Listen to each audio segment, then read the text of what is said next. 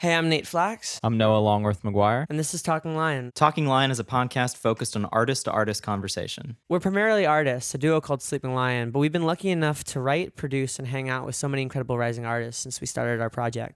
Whether it's at sessions or parties or over cups of coffee, we've talked with our creative friends about everything. Music, life, love, and all the subtle complexities that come with being in the middle of a journey. Talking Lion is about hitting record on these conversations and sharing them with you. There's no real structure, nothing really prepared, just friends talking about life and what it's been like and where it's going. We recorded this episode with our longtime friend, Jackie Foster. We met Jackie in college and shared a couple bills with her band at the time called Self Portraits. I actually even interviewed her years ago when I hosted a radio show on the Berkeley Internet Radio Network. We also worked together with some of our mutual friends on our single Poison. Some context for this interview.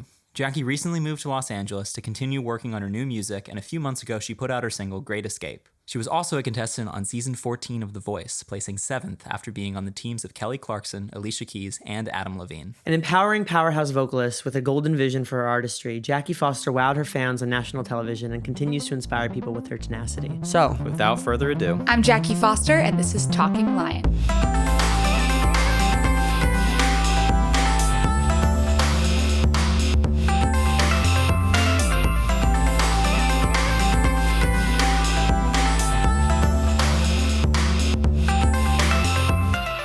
well, hello. What's up? hey. Hey, thanks for coming on. We were talking about it a bit earlier, but it's kind of cool, full circle, having you on, because back when we were in school, there was like the Berkeley Internet Radio Network, and I used to just interview everybody I could, which was like a bit of a process, but I loved having the friends in. And you're one of the first people that we had like in the little radio room. I know, and it got deep in that room too. Oh, that was really such a deep. good. Yeah. That was such a good experience, and my parents even called me afterwards, like, "That was amazing!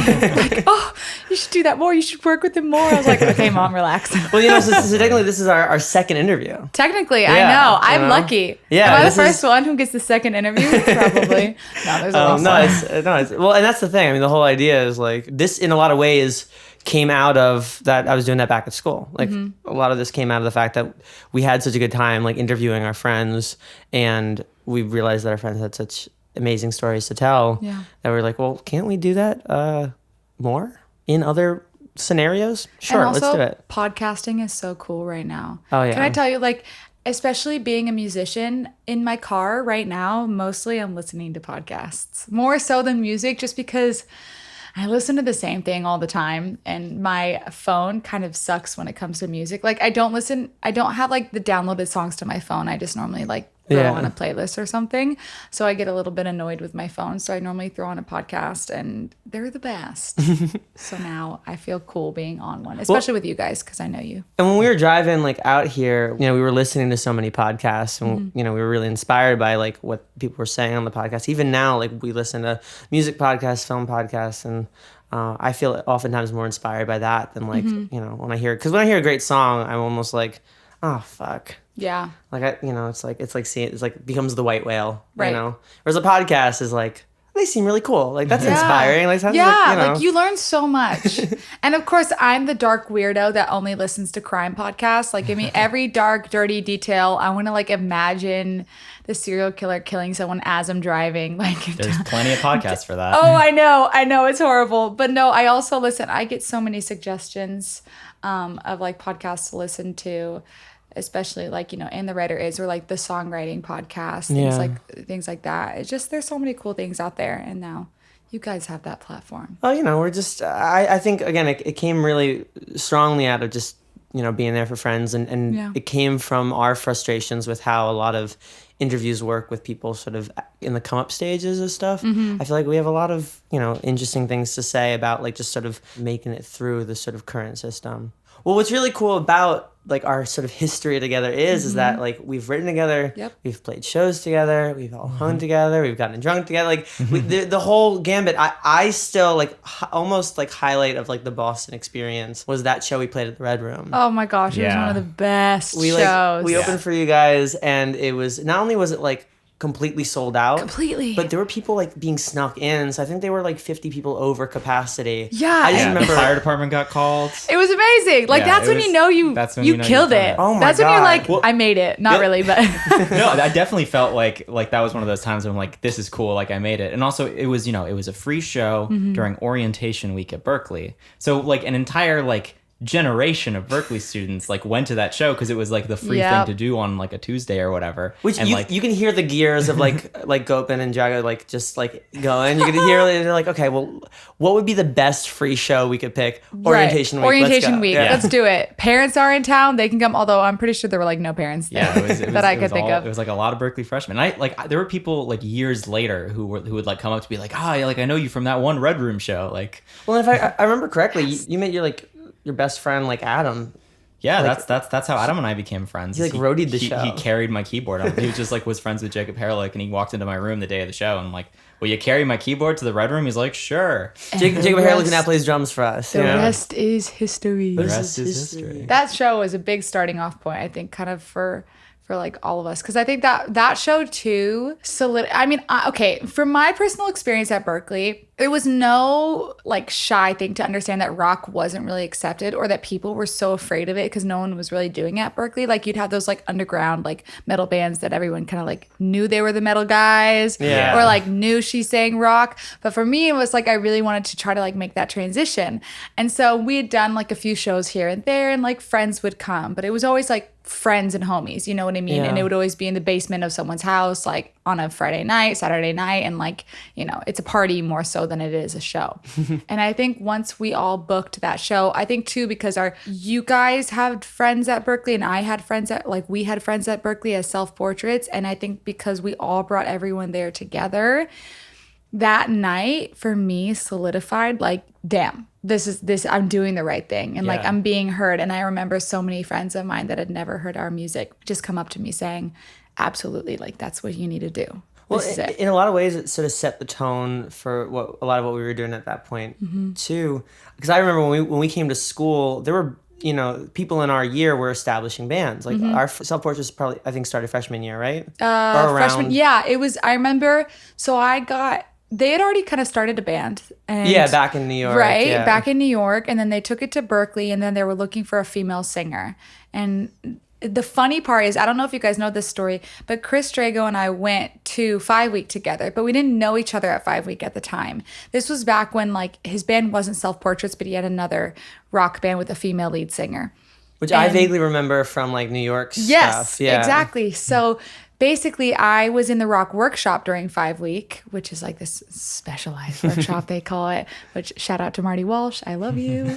And apparently he showed his female lead singer in the band a video of me singing at the BPC, being like, you need to do that. Whoa. And then years later, we're both at Berkeley at the same time, and Chris finds out that I'm there, and he reached out to me being like, I've got this rock band. We're looking for a female singer. We're going to send you a song, the instrumental only, and we want you to write a song over it, like your own lyrics, your own melody. Like that was my audition process. Wow. Trying out for the band. Was that after they had put out that song that kind of flopped a little bit? And I think they were really embarrassed of that. They talked about it when we had them on the show 4 years ago. It didn't turn out the way that they wanted it to, so they figured going a different angle might be the best bet. And so that's when they had reached out. And apparently they were auditioning a bunch of different girls at that time.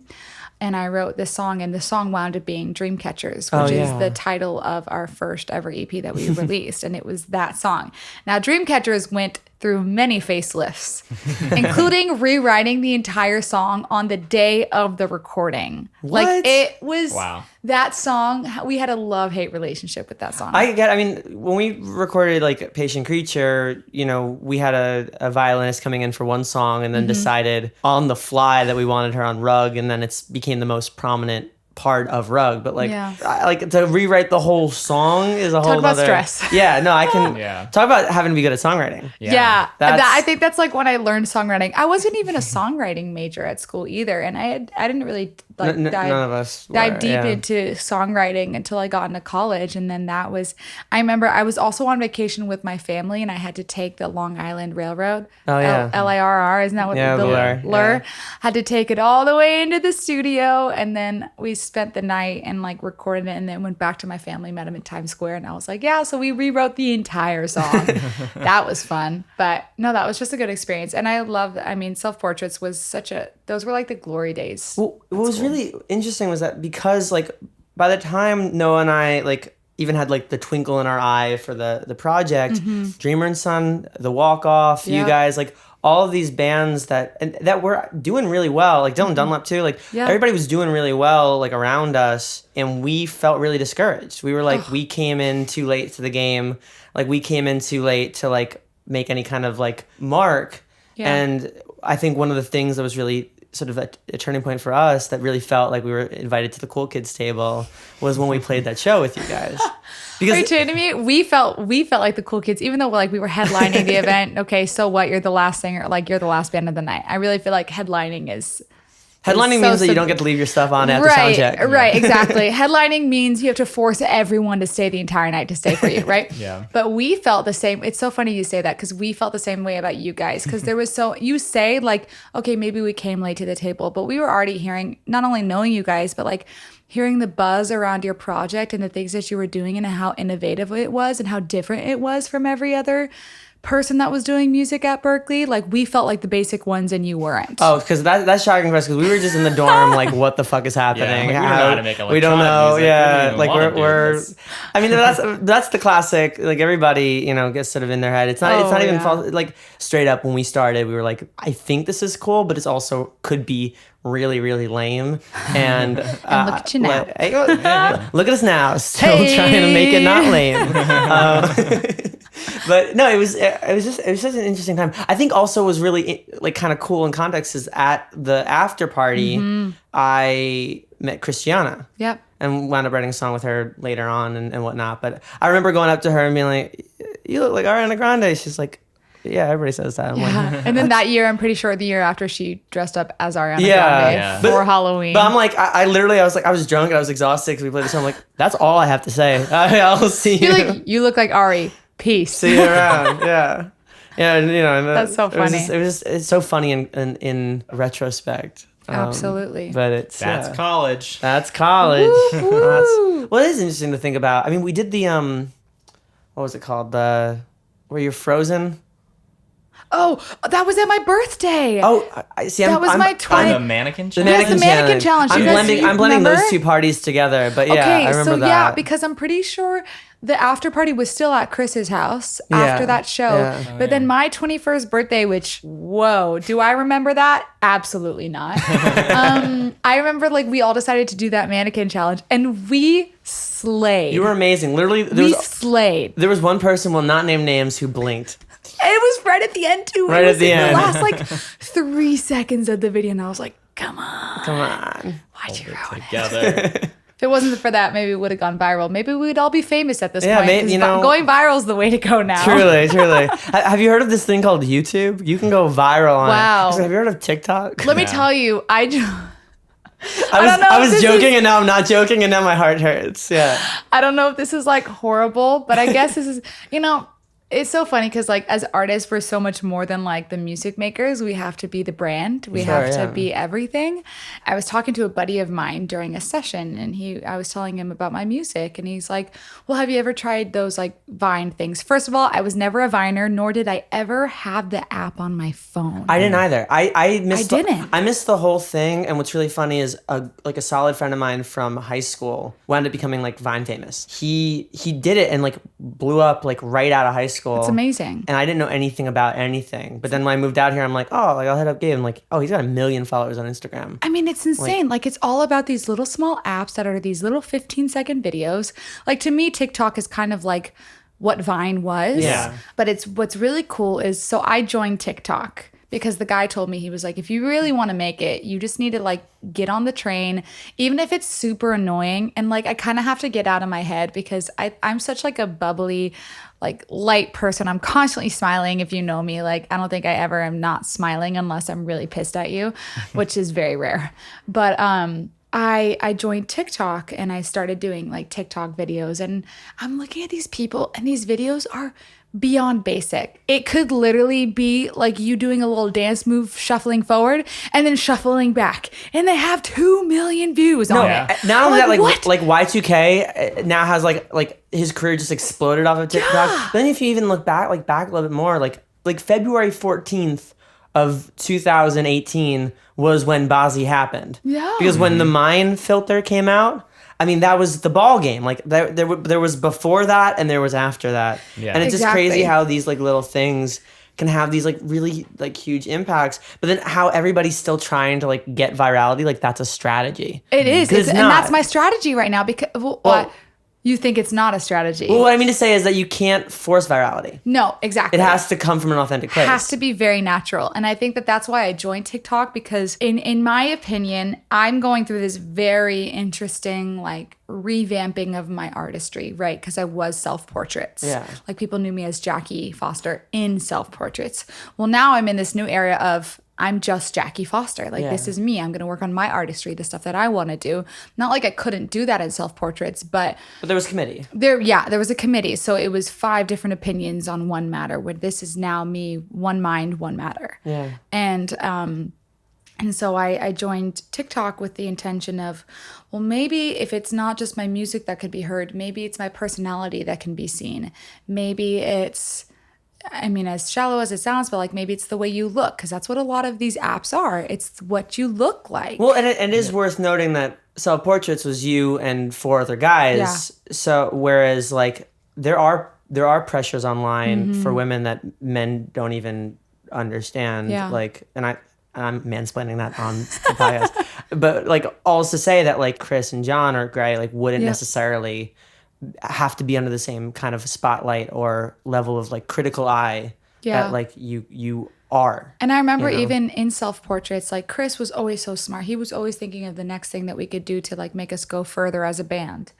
And he was like, Jackie, you should start doing like makeup tutorials and post them on our Facebook page. And this is back when makeup tutorials were kind of getting started, and I do my own makeup, but let me tell you, I am no pro. Okay. I'm like the basic. I'm just going to do whatever it takes just to look good on stage and not like go overboard. And I remember thinking like, maybe that's smart. But at the same time, I was like, aren't most of our listeners men?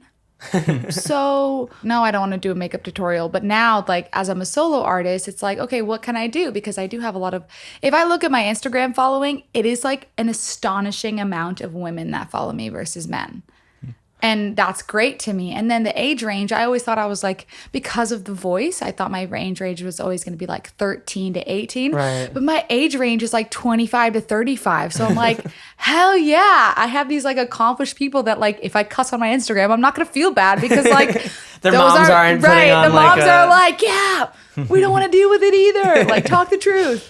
So it's just kind of cool the way social media works. Well, and I think what's really, I was talking to a friend of ours about it. I think what has always been the case about not just social media, but media in general is that people can tell authenticity. I think it comes down to songs. I think there are definitely surrogates. I think sometimes people would rather have fun than face authenticity, though there is an authenticity to fun. But I think, people who do try to make, like any video that has made you cringe, there is a level of showmanship that is not, again, because there is authenticity in showmanship, but it's showmanship for the sake of virality, and that's I think the part where it gets really dicey. I think what's cool is that if you like stay true to that, and you're cussing and whatever, because I remember the stories after The Voice, not from nothing, but I know you, like we have had plenty of conversations, and you were really sweet and really kind, and but not like, you also have a biting edge to it, and that wasn't there, and it's like, what's so funny is I always got that feedback when I was in the band.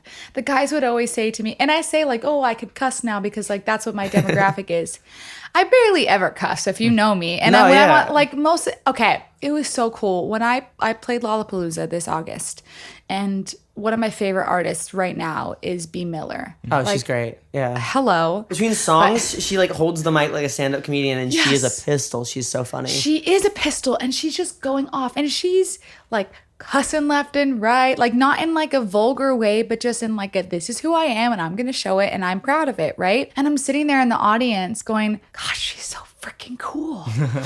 And then I always got the critique like from the boys in the band being like, Jackie, cuss more. And I'm like if I'm feeling it, I'll do it. Yeah. But me just being me is, I don't know. I just don't ever like really cuss. I'm the worst. I think what's cool about B is it's not just about cussing. It's like, it's everything. It's like, she's the whole package. Like she is that gritty girl that is unapologetically herself, whatever that means to her, and that like is what she is. And we're talking about creative and stuff, like we're talking about like in going to the new year, what like the brand is of Sleeping Lion, but the big thing that we keep coming back to is like, okay, well, what are we and how does that inform the brand? I mean, that's always been the case. Yeah. If you try to if you try to bring a brand to an artist, or like, you know, or an artist tries to sort of fit the kind of mold, it will come off as forced, or at the lower end, at least just inconsistent. Yeah, and it's not believable. Yeah, like this is obvious to us. Like doing this is obvious to us. It's not a brand. It's that we talk and we hang with people and we like figuring out why anybody would be in this crazy industry and everything. This made sense. But if like somebody were to start a podcast and they don't like talking to people, and hello, that's gonna flop. Yeah, that's gonna flop. It's just not gonna make sense. You know? No, it doesn't. And anytime I see you guys too in public at a show, like even when I saw you at school night the other night, like one thing that I think podcasting is great for you guys is because you are such talkative people. Like when I ran into you there, you asked me questions that like nobody ever really asks me, which is why like I think podcasting works so well with you guys. So and that's the thing too, is like in my head it was always about community. Like I want to have like a lunch where everybody who's been on the show like can hang and meet too, because awesome. At school night, you know, I saw you and I saw like a manager friend. I'm like, hey, you two should know each other. And then you like, literally saw a friend of yours that's like, he's a dope producer. Let me link you guys up right now. And it's like, you're just one of those like friendly people that wants to connect to others. And I think that like, we need more people like you. It's chaos. Especially it's all chaos. out here. And this is no shame. I always say shame, but like no... Shade. Thank you. Similar word, kind of the same. But no shade towards Los Angeles. But I will tell you, I had major anxiety, like the thought of moving here, because I think if you guys ever do like that numerology kind of thing, like what number you are, have you ever taken that test? No. I found out my love language today. That's what is it? I really like words of affirmation. Me too. I think I'm quality time. Quality time. Yeah. I know Brandon's like I think his is touch is first and quality time is second. Oh, mine is quality time first, words of affirmation second, physical touch third. Physical touch, yeah. Receiving gifts is a hard 2. Okay. Very much on the low end. On the low end. I think the way that I show it is I'm words of affirmation and I give gifts, but the way that I want it is like shower me in love. Yeah. Like tell me how much you love me. Tell me I'm beautiful. Like that's my love language. I love it. But there's the number test that I think is called numerology, pretty sure. And I took it online and I found out that I'm a number 2. So what that means is I'm the type of individual that wants peace and harmony. And I want to make sure that people are heard, that they're listened to, that I'm giving them the time of day.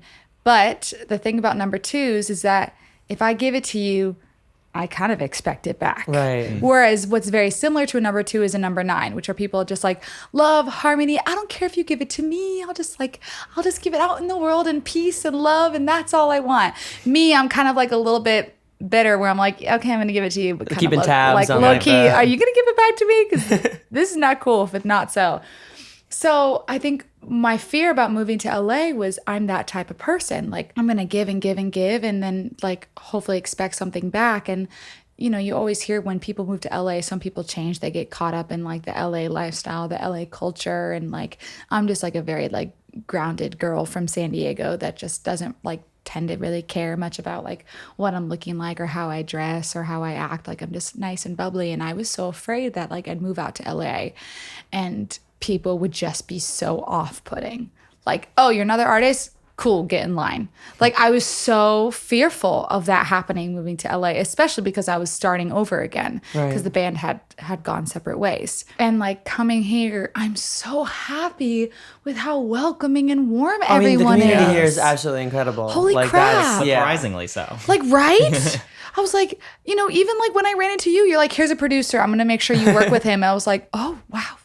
Thank you. Like, well, I appreciate that. On the one hand, like how we started. Like, my life changed on like the conversation with a stranger, like on the corner, in Cambridge. Yeah. Like, if that hadn't happened, it'd be a whole different thing. Totally. So, in a lot of ways, like in that moment, like my entire belief structure suddenly like centered on one thing, which was chaos. Yeah. Like that life can change on a conversation or can change in ways that the people who change life don't even know. For me, it's not about like credit necessarily. I mean, credit obviously if I'm working on something, but like for me, it's not about credit. It's not about clout. It's not about like whatever. It's I don't want to feel like my life was wasted.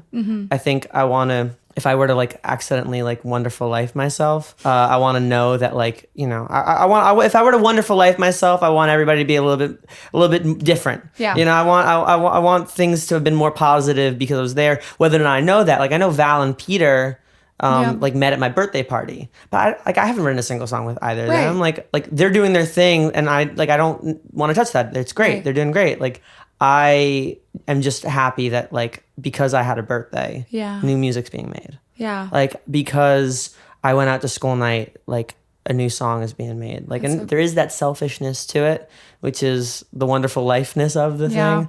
But I'm not necessarily expecting anything in return. But it's not about harmony for me. It's about chaos. It's like what? Wait, it's like because you know you can't expect anything. You can't expect equal return on anything. Yeah. It's just like things are gonna happen how they're gonna happen. I know. And you know, because if it comes back to, you know, I think I have a hard time with feeling indebted. I think if somebody does something really nice for me, you know, it's like when somebody like kind of digs you, like when somebody like makes like a joke, like that is a joke. I mean, it's funny. It's like a funny little insult, but you just fire back with the meanest shit you can think about. Like that's me when it comes to gifts. Like somebody does like a little nice thing, and I plan like an elaborate like return gift. I'm like, here's 3 days, 3 days to Cancun. Yeah, I'm just kidding. I have such a hard time just like even just like small generosity. Yeah. Oh my gosh. Hey, So- but you know what? But everyone needs that. Yeah. But you also need to realize that you don't have to give that back. I know. You don't have to. I think it just, I don't want anybody to feel like a martyr on my behalf. I get that. Thanks, I get that. Mom and Dad. Thanks for teaching me this. Thanks for teaching me. Really appreciate it. Yeah, they wielded Jewish guilt like a serrated knife. Yep.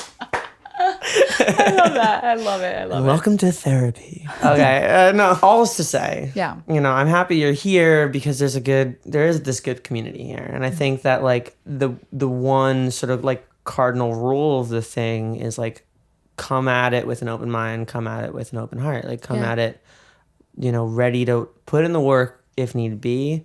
Nobody's entitled to nothing. Like you're not entitled to anything. They're not entitled to you. Right. Come at it from that place of mutual respect, and nobody ever feels like their, you know, feathers are being rustled. Yeah. Ruffled? Ruffled. Like the feathers. chip? Rustled. Yeah. Stay Ruffled. humble. Or Yeah. rustled? Rustled. No, I'm pretty sure Rustled. it's ruffled. Ruffled, yeah. Rumpelstiltskin. Rumple who? So time. So time. I really love that song. I remember, I think the first time I heard it was when you guys played it in the radio station. Yeah, that song is like a baby to me. And even though I'm carrying a child, no, I'm just kidding. She is with child. I am with child, and her Brandon, name is Time. Brandon, this is how you're going to find out. Yikes. You're going to be just kidding. Brandon, don't worry. We have a long time to wait. Trust me. Shout out to him, by the way. Also, you guys are both just like the craziest singers in like different directions. Like it's just, I remember we have a cover of Feeling Good that you both sang, and it's like one is Gosh, like, that was so good. I forgot. I know about that. I was thinking about that on the plane the other day. Like I was like, whatever happened to that? Like we should do something with that because it's We so should. cool. So good. And it Hey. totally should have been a beer commercial. It totally should Yeah, have That's been. what I it was agree. for, but like they didn't take it. Brandon's is like Michael Bublé, and Yeah. like yours is like Ella Fitzgerald. Like it was just like with a little bit of Janis Joplin. Like it was just like opposite sides of like the sort of, you know, loungy like bluesy spectrum. But it was so cool to hear you both sing the same thing.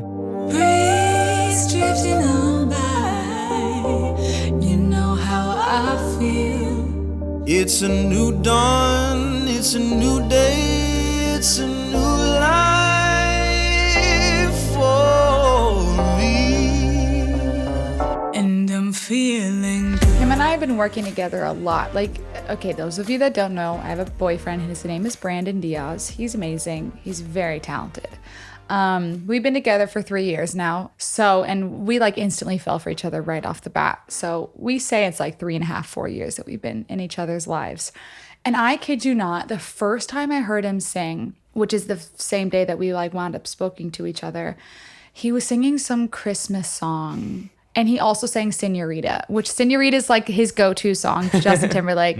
And but he's singing this song, and I listen to him sing. I'm like, what the hell? Like, who is this beautiful specimen, and why does he sound like this? where have you been all my life? Oh my gosh, he just like inspires me all the time. And I think that it's so many people say maybe don't date someone that's like in the same industry as you because you might compete with one another. Yeah, yada, yada, yada. Plus the timing that we both were on reality shows at the same time. Like, which that was some other crazy shit. That was not planned. You guys just both found out at the same time. And funny story, side note, I was supposed to be on American Idol with him. Wow. We were supposed to go in the same room and audition together in front of the celebrity judges. He would go first and I would stand and watch him and then I would go. That was what was going to happen. We were both going to be on American Idol.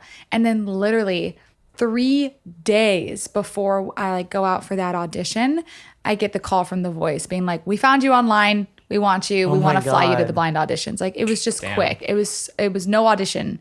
I didn't have to audition for the show. It was like, we want you, come out. They poached you. Yeah, literally. So it was just funny that like we both got to experience everything on separate terms, but could be there for one another when we needed to. Like, of course, like when he got voted off, like I tried to be there as much as I possibly could to be able to comfort him and like show him warmth and show him it's going to be okay. And then when I was going on the show, like every week and he flew out and like came to one of the recordings to watch me, which was hands down like one of the coolest things to see him in the audience. But like he would call me after every episode aired crying. He was like, that was so beautiful. I love you. So it was really cool to have someone in this industry, regardless of the reality shows, but that we write together now. If I have a song, like I'll be like, oh, I'll hum a melody. He'll go, let's go in the studio. And like he'll run in the room and start playing guitar to like whatever I hummed. It's just, he inspires me so much to want to work on music more. And I think that like after college, like that spark between us as individuals who love music just grew. I don't know if you knew this. I didn't entirely know you were gonna be on the show until I was on an airplane scrolling through the live channels. You texted me when this happened. Yeah. You literally, because wasn't it? It was like on JetBlue. Direct so I TV. had Wi-Fi, so I was like scrolling through the channels, and then like I was scrolling, your face pops up, scroll again. I'm like, wait, hold on, go back. I'm like. I literally remember. I texted Noah, I texted you. I'm like, wait, were you on TV? Like, you literally text me. You're like, I'm pretty sure I'm in the middle of a JetBlue flight right now, and why are you on my TV screen? I remember. So funny. I think I posted a video, and then it wasn't until I landed that I realized that there was no sound. So I was listening with my headphones. You're like, dang it. It was just like a kind of crazy way to like realize that, because at that point, I'd been in Los Angeles, and you guys were still in school. Yep. I'm bummed, by the way, I missed graduation because rumor has it you crushed Defying Gravity. I was there, which is my favorite song ever. Great. So when they. We're hopping around, but like we're hopping around. I know people are gonna be like, these people are crazy. They cannot stay on a subject. We will go back to time. Listen, we're friends, okay? So we're gonna jump all over the place. We're catching up. Okay, graduation. So I missed my graduation because of The Voice. I was supposed to be a graduate of 2018. Funny side note, I have 2 degrees, one from 2018 and one from 2019. You recorded a video, I remember, for his graduation. Yes, so I recorded a video being like, I'm so sorry I can't be there, because I was supposed to sing at my graduation in 2018.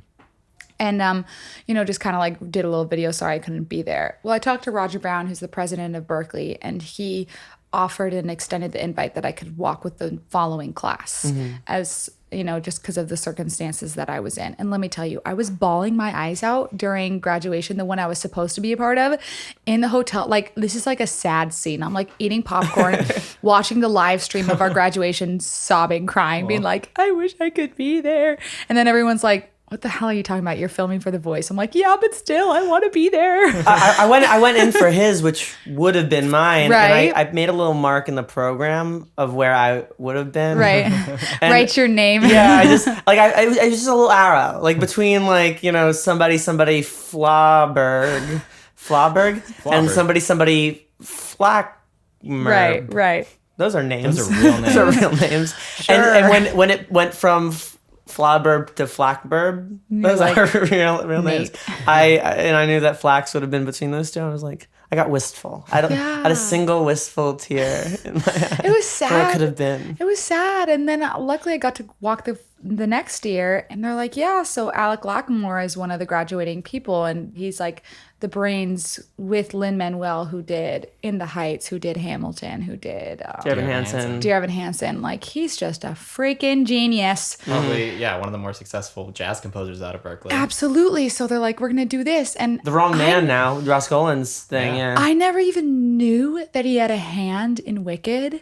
I'm like, he did. But he freaking did. And then they're like, you're going to sing Defying Gravity. I was like, yeah! Like, literally, the theater Which is roughly kid, the note you have to hit at the end, right? Right. So yeah, they gave me Defying Gravity, and then they wanted me to paint myself fully in green. I said, absolutely not. This is my college graduation. Okay, love the incentive, love the thought. You want me to be Elphaba, but listen, I'm about to sing in front of Alec Lacamoire and Mr. Justin Timberlake. Okay, I'm not gonna be freaking green. And Missy Elliott, right? And Missy Elliott. But yeah, Defying Gravity was just one of those moments that I was like, is this like, I felt like I was flying. Like, literally, and Elphaba does fly, but I felt. They didn't lift you up, did they? They didn't lift me up, but you saw it, right? I had to like run down that little center median.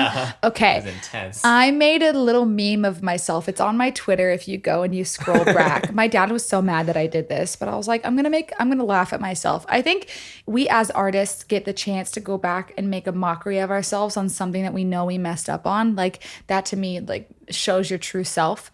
Well, I felt amazing during Defying Gravity. What you don't know happened is that I didn't have monitors on the ground. And then they tell me I have to freaking run out in the middle of that thing. So the sound is much better on the proper stage versus on the extended stage. So I'm running out to the extended stage and I'm, nobody's ever gonna bring me down. So I get to that part. If you go back and you watch the video, it's on my Twitter, I go, bring me down. And my pitch just goes.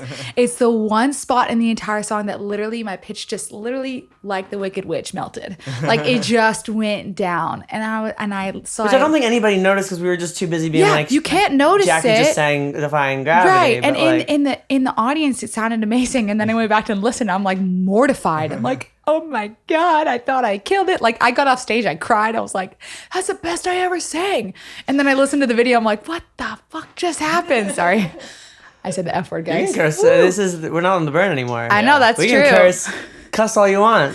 Hey, baby. Hey, even though I don't be you. much. You be you. Yeah. But yeah, so on my Twitter, what I did is I put the meme. I like have it me singing, and then I overlaid the note with the Wicked Witch melting at the same time. That's awesome. That's great. It's really funny. So if you want to check out my Twitter, scroll back a few and you'll find it. Just a year, just go back.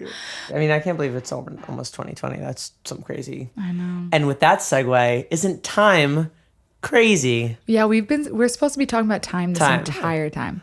Time. Okay. Time is a great song. Thank it made you. me cry, especially when you play it live.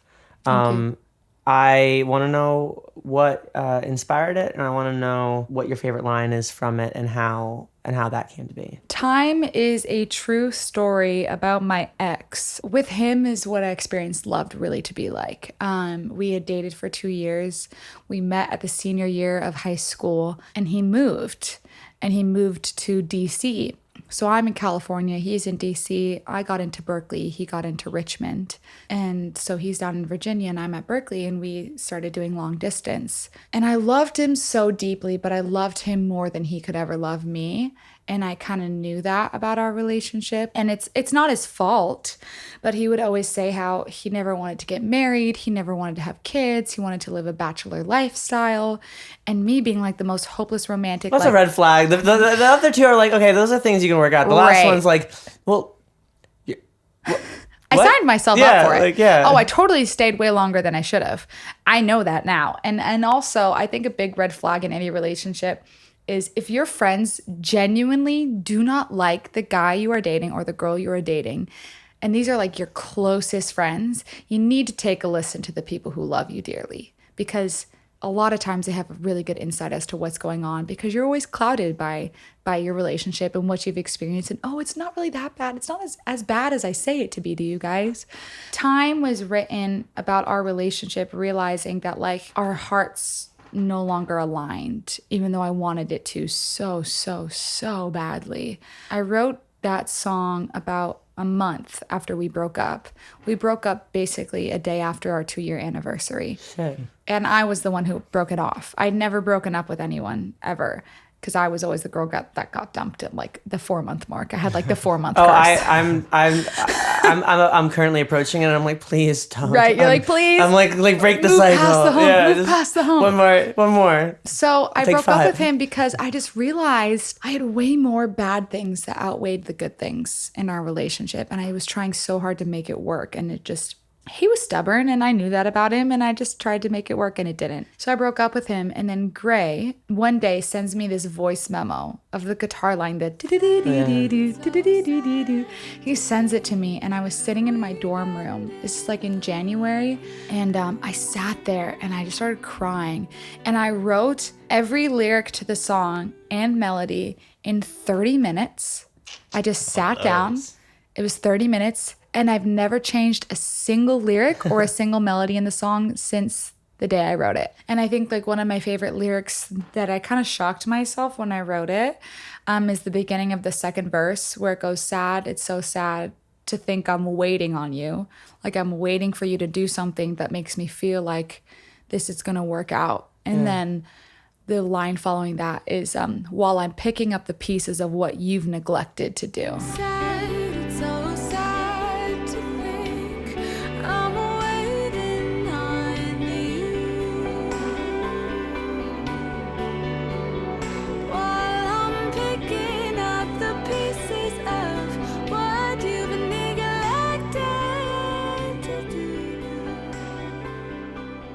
That to me is like one of the most emotional lyrics of the song that I wrote, because it was so true about what I was feeling. Like in my relationship, I felt neglected. I felt like I had to do everything. I had to show the love. I had to do everything on his behalf, and he never gave it back to me. Mm-hmm. So it was like I was picking up all the pieces of our relationship because you didn't want to, or you couldn't. And that was like, hands down, is one of my favorite lyrics I've ever written. Well, I remember the first time hearing it was in that radio station with Gray playing it on the guitar and like everything. And it hits. I mean, it's just, I remember when it came out at school too, everybody really like came around for it. And not just like whoa, this is a great song. Like there was that, but there was also just like, there's like a beating heart here. And I remember a lot of people really connecting with that when it came out. And I mean, you think about how long ago was that? Like 4 years ago that song came out? And it's not even under my name. It's not under Jackie Foster. It's under Self-Portraits. And I have so many people that come to find the song, like either now that are current fans or like friends from back in college, that all say that song to them still like hit them in a certain way that, you know, maybe other songs don't, or that's very rare to find in music. Well, and that's why, you know, we can talk about, you know, making a mockery of stuff we do in the past, but we don't, I mean, I still cringe at some of like the first stuff we did I think we went a little bit too hard on Morning Coffee. I think you made me attempted to be 8 different things all at once. Totally. But I think that like, if those songs mean something to somebody, like an a cappella group called Under Arrest did, like an arrangement of You Made Me. I don't think it was until I heard that I realized that these songs that I've resented, or these songs that like I felt a really strong way about before, but now are very much part of my past, and like a part of the past that I even laugh at now could still mean something to somebody, and can still, I mean, I have the melody of time still playing in my head.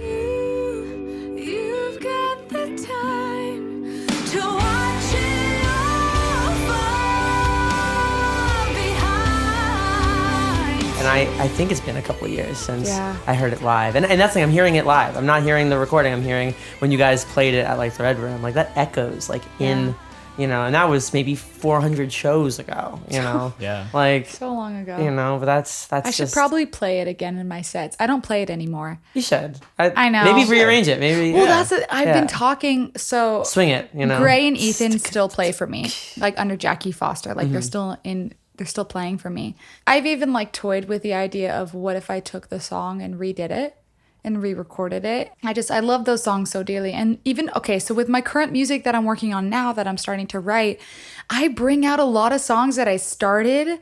Like there were so many songs in the band that we wrote that we never released and never even played ever live, that I'm listening to now and going, wait, that's a really good structure of a pop song. And I'll take that song and I'll like throw it in today's time in my current artistry now and start rewriting them and like doing that. I mean, that's what, I don't know. Well, and we've talked about it before. I mean, we all probably grew up on pop punk and on Broadway. Yeah. And Hello. Yeah, right? So that's the thing, is that like some of the best hooks, even around the time when like obviously like, the Katy Perry school of pop was like incredible around the time we were growing up, but there was definitely like parts of like mid 2000 pop that was trying to figure out what it was doing, especially when it came to hooks, that I think pop punk did not struggle with. I don't think Broadway, like more sort of contemporary theater, did not struggle with. So, you know, growing up with Stephen Schwartz and growing up with, you know, like, and Pippin and Wicked, growing up, and Rent. I mean, Rent is hook after hook after hook. Yes. Great songs. And then you've got bands like, even like from Escape the Fate to Coheed and Cambria to Blink-182. Grace had just favorite. like, and those are different types of like punk, pop punk, whatever. Yeah, but a good melody is a good melody. A good melody is a good melody. You cannot argue it. Can we also talk about the fact that so many artists right now, like in the last month or so, are releasing songs that have an edge of rock? Like, have you heard Camila Cabello's song Shameless? Yeah, so good. So good. Yeah. That is a rock song. Yeah. Right now I'm shameless.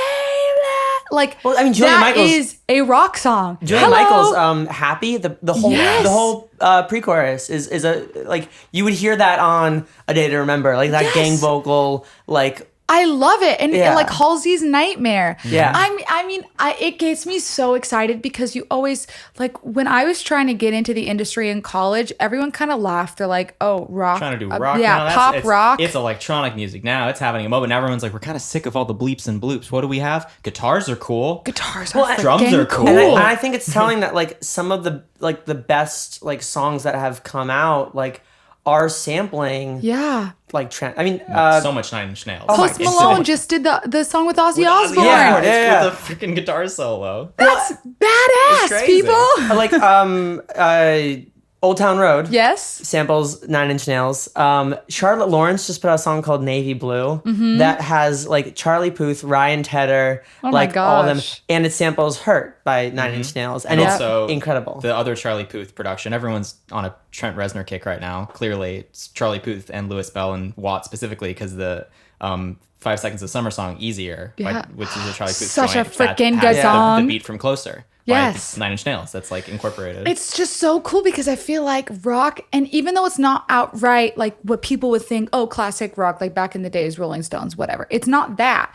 It is these melodies that are just like the type of melodies that you can hear a stadium just like roaring over that melody. It's what Fall Out Boys and Panic at the Disco are sort of going into. It's Death Cab for Cutie and Bon Iver both being on Chance the Rapper's record. It's, you know, I mean, it's playing out in like these very unexpected kind of ways. But I mean, but even going back to like Closer by the Chainsmokers, that's The Fray. Yeah. You know, that's Over My Head. Like, it's just, it's all. Oh, what a great song. Oh my God. Over my head. You know, but we're all being inspired by High School Musical. Yeah. That's the moral of the story. That's the moral of the story. That's what I'm trying. It all stems from High School Musical. It's just cool because it makes me feel like what I listen to as an artist, because I listen to pop music. And then I also listen to like alt rock, I'll call it, like, you know, the Hayley Williams, Paramore type. And I feel like right now with what's been coming out in the last few months, I have this giddy sense of like, oh my gosh, my music can fit here. Holy crap. Like, this is my time. Go, Jackie. Go. Like, release now, because that's what's coming out now. Yeah. Well, that's the thing. Even ballads are, you know, were often hard unless you were like Adele or like whatever. But then all of a sudden, like, you've got Louis Capaldi, which is like could straight up come from a Broadway show. Oh. Except for he sings it like he's singing at like a rock show in the middle of New York. Like, you know, America's Sweetheart, Louis Capaldi. Shout out.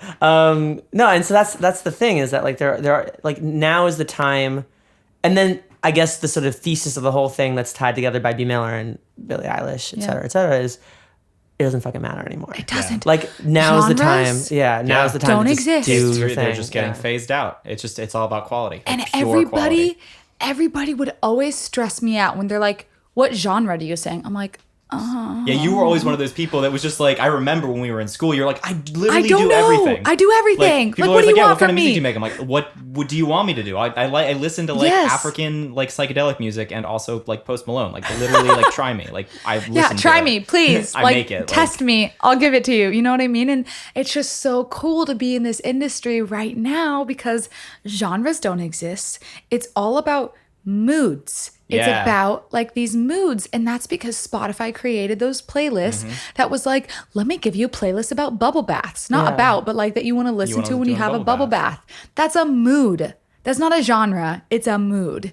And that's what I think is so cool right now because I never understood what kind of artist I was. Because I was like, I love the influence of like this kind of grungy, even though I'm not a grungy singer. Like I sing pure and straight. Like my tone is, it just cuts.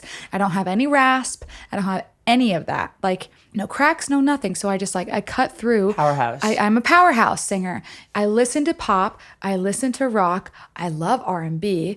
Give me all the DNCE in the freaking world and I'll have a grand old time to it. So like, I never understood what I was and what I'm working on right now, like the music that I'm going to slowly start releasing in the next month, actually, is all music that is not defined by a genre.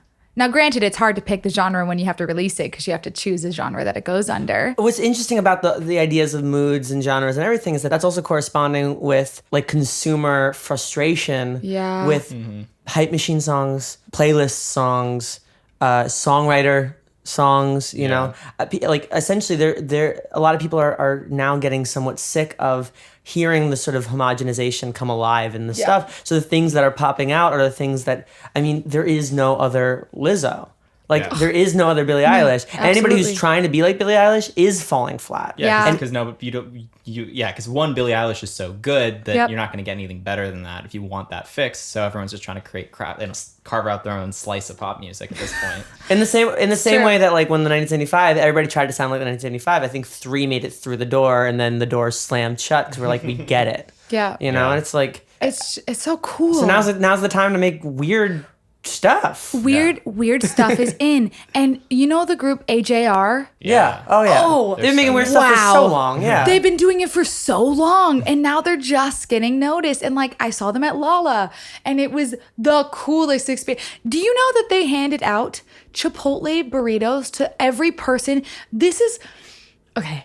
Side tangent. One thing that I hate about but I love about going to concerts and I hate about going to concerts. Some artists never look at the people in the front row. Do you know how long those people waited in line to see you perform and you don't even look at them? AJR, literally got like 200 Chipotle burritos and handed it out to every single person at the front of the gate. And they said, thank you, because we know you've been standing here the longest out of everyone, which means you are the dedicated people that we love. Here's a freaking Chipotle burrito. Yeah. What? Yeah. That's sick. I love that. Well, and that's, I mean, I don't know. There isn't room now. I think there isn't room now. There's all this talk about how, you know, everybody can make it, which I agree. Mm-hmm. I think there is space for everybody, but there isn't room for people to do it without that level of authenticity. There's not room for people to do it like somebody else. There isn't room for two of the same thing. Yeah. And that's really how I feel. You know, and I think we're all on the same page about that. Yeah. I think we were always really good at taking cues from other people. Yeah. I think when we started, we had playlists on playlists of influences. Like I had notes on every marketing, you know, campaign that every artist put out. Because all we wanted to do was figure out how somebody did it so we could try to copy that too. Yeah. You know, and what worked for them because it will work for us. I think it's really been in the last 9 months that we've been like, but how would we do it? Yeah. What would we want if we had, a blank check, if we had, 3 weeks in a cabin in the woods, like how would we want to do it? Yeah. And then how do we get that blank check and how do we get that cabin in the woods? Yeah.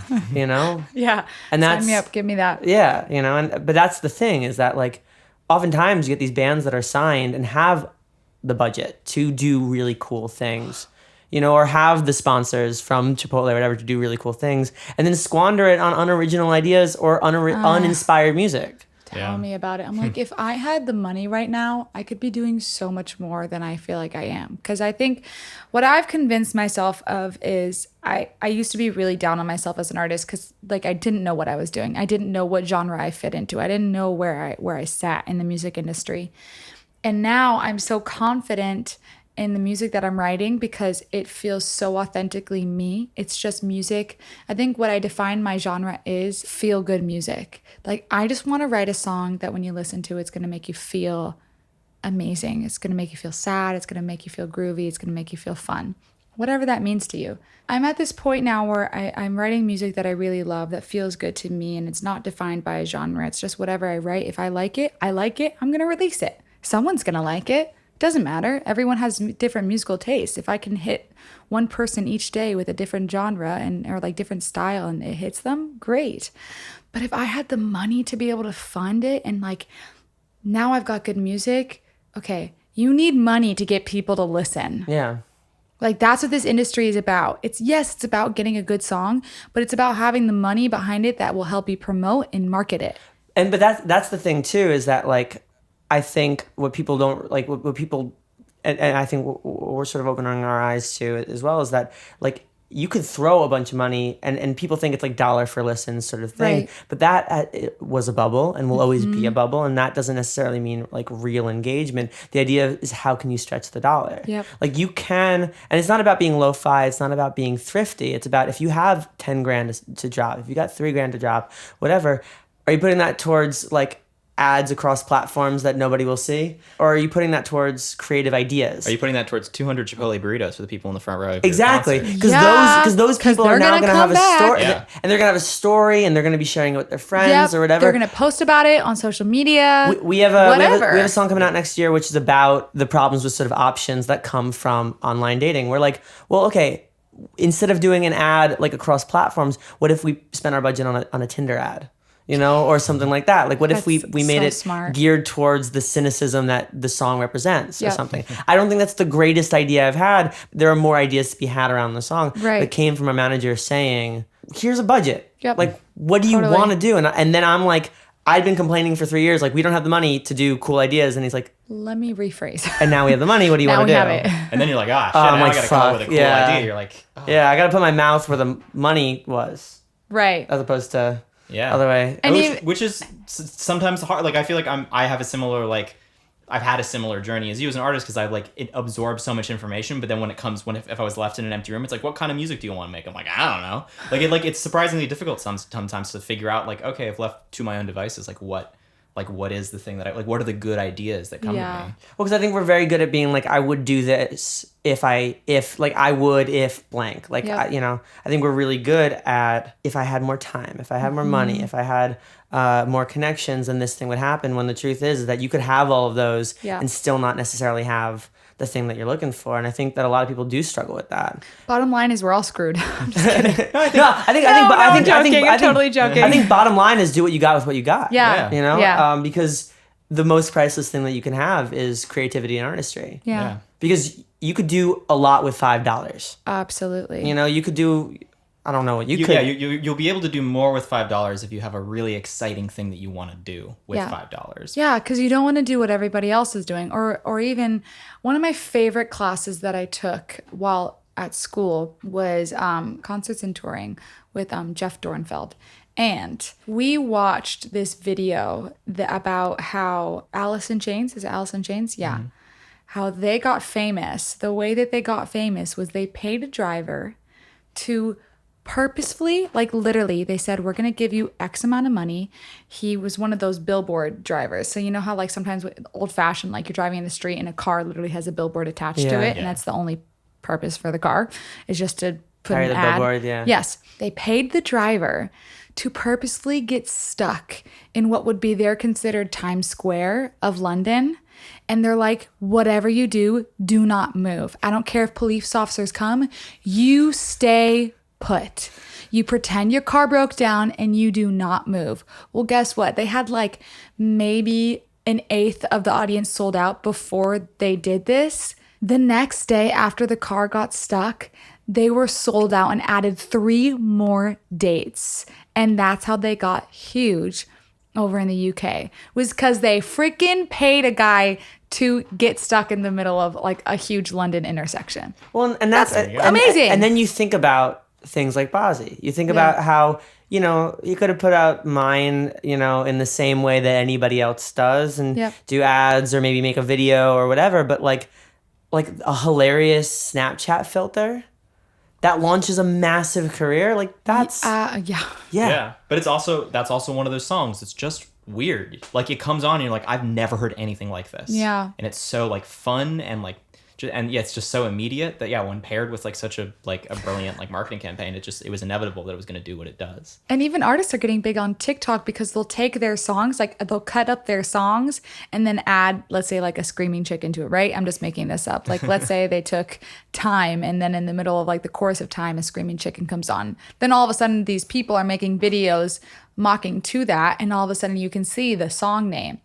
you know, Time by Jackie Foster, and then they go find the song, and next thing you know, your song is big. Well, and that's my roommate was telling me about Y2K, where, you know, his song became part of a meme. Or when you think about I forget the name of the song, but the song that was part of the Mannequin Challenge. Yep. I mean, and that was orchestrated a little bit. I know that was a little orchestrated, but like that I mean, anytime something like that happens, it's just insane. Yeah. Well, so yes, we wrote a song together. We did write a song together. We wrote a song called Poison. Though I believe there were also 25 other people who worked on the song by the time all was said and done. I'm turning red. I'm just kidding. Well, I think what was interesting was the reason it passed through so many hands was that, like, when we started the song, it was self-portraits. By the end of it, it was Jackie and self-portraits. But it was When we started the song, it was a homework assignment. Yes, and then it was a self-portrait song. Which I didn't know. It was... it started as a homework Hot assignment. 100 class. Yeah, it was for Hot 100 class. Yeah.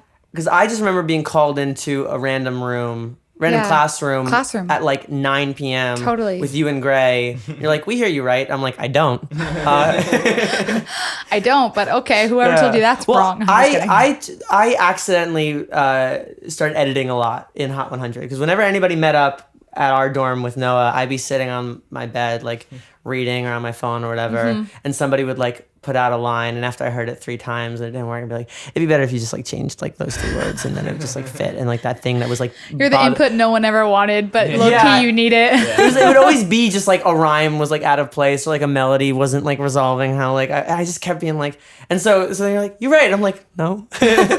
But I'll try. It turned out great. I don't remember what wound up being written in that room, but I think the concept sort of... You helped me write. I'm pretty sure you helped me write. Sayak helped me write. Because he was there too. Sayak wasn't in the room. Okay, it went through so many different phases. Yeah. Because the problem with Poison too was it was happening right during The Voice. So it was like, do I release it before The Voice or do I release it after The Voice? Because I released it after The Voice, like I had a lot more time with it. So I think you helped me write the bridge. I'm contagious.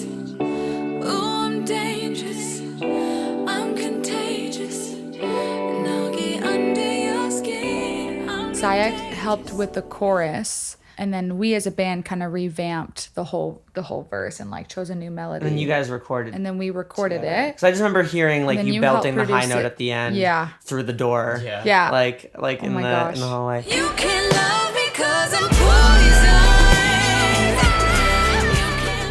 I think I wrote the nauseous line. Yeah. Though I rhymed it. I think I rhymed it with cautious. Contagious. No, but the the pre. Yeah. That's one of the best parts of the song is the freaking pre. Well, I think I tried to rhyme nauseous with like I was like be cautious. Yeah, but I like it better where it's just like something's gotta change in the way that you look at me. In the way that you look at me. I'm nauseous. That song's a bop. Oh, it's absolutely. I love that song. And that song is still to this day has the most streams of any other song, Poison. I really want to get back to like doing really, really good fun music like that. Because that song just turned out so much better, I think, than I had expected it to. And of course, like it's like a hard ball to find out like how do you continue people to listen to a song that might be a year or 2 old. It's like how do you revamp a song? Because I think it's one of those songs that even now could do really well.